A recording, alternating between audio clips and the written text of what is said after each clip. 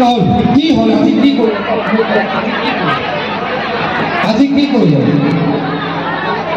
Meeting পাতিলে মোৰ বাকত ভাগৱতী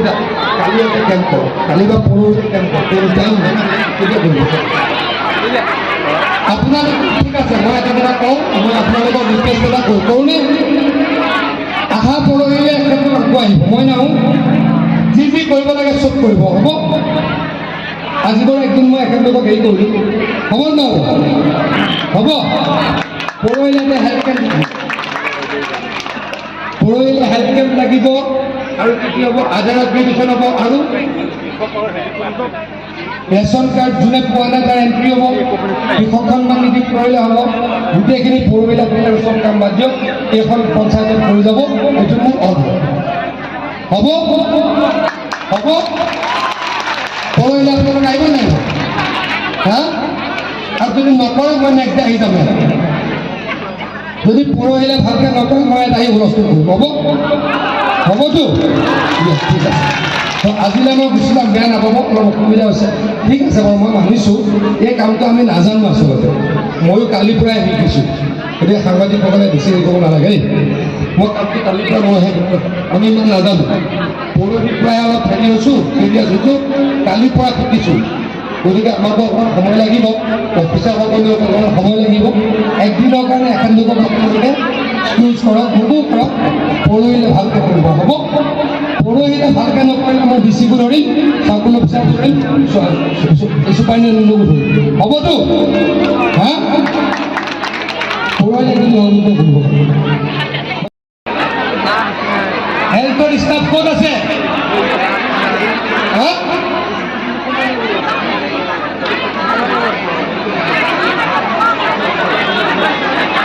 গোটেইকেইজনে ছাছপেণ্ড কৰি মই এতিয়া মই চিষ্টেম ষ্টাফ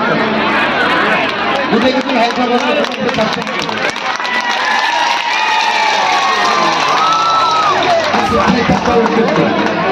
আৰু কি কৰিবলৈ আছিলে ক'ত গ'ল মেডিকেল ষ্টাফ ক'ত গ'ল আহক ক'ত গ'ল মানুহজনী ক'ত গ'ল নাই কাৰোবাক কোনোবাই এতিয়া মেডিকেল হেল্থ চেকআপ কৰিবলৈ মন আছে নেকি কাৰোবাৰ হা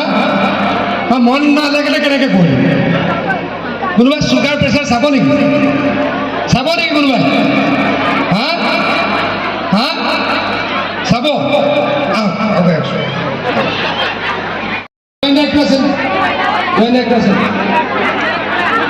আপোনাৰ ঠিক কৰিছে নামত দেখুন নাটক নকৰা কৰে চবকে চাকৰি আপোনালোকে মিটিং কৰিবলৈ নাপাইছে নিয়ম প্ৰচিডিউৰ আছে প্ৰচিডিউৰ চাব অলপ কোনটো প্ৰচিডিউৰ ফুলফিল কৰিলে কওকচোন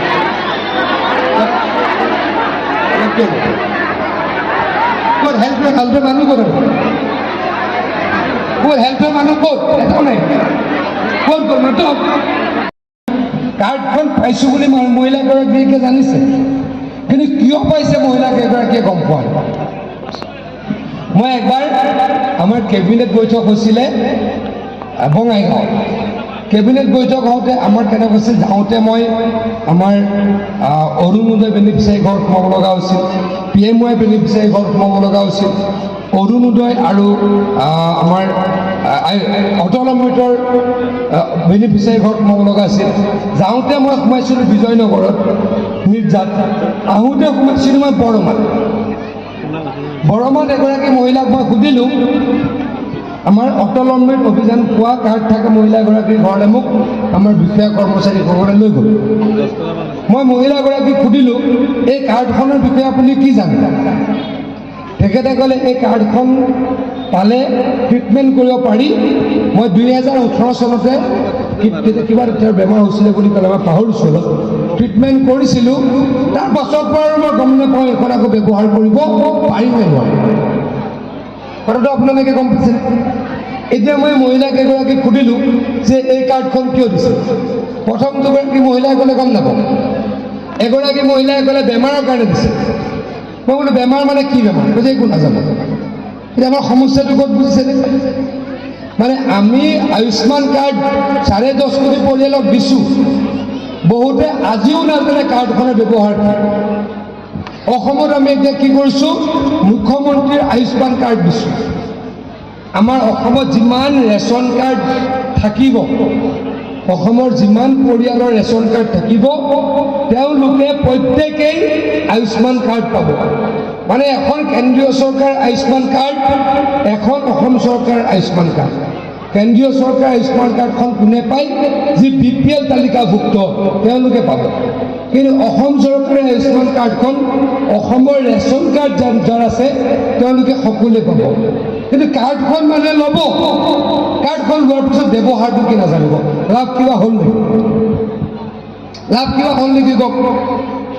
এতিয়া আপোনালোকে কওকচোন, আয়ুষ্মান কাৰ্ডৰ বিষয়ে, আয়ুষ্মান কাৰ্ডখনৰ বিষয়ে, আয়ুষ্মান কাৰ্ডখনৰ বিষয়ে কিমান মানুহে শুনিছে? হাত দেখুৱাওকচোন। আয়ুষ্মান কাৰ্ডৰ বিষয়ে কিমান মানুহে শুনিছে? কিমান মানুহে শুনিছে? হাত দেখুৱাওক।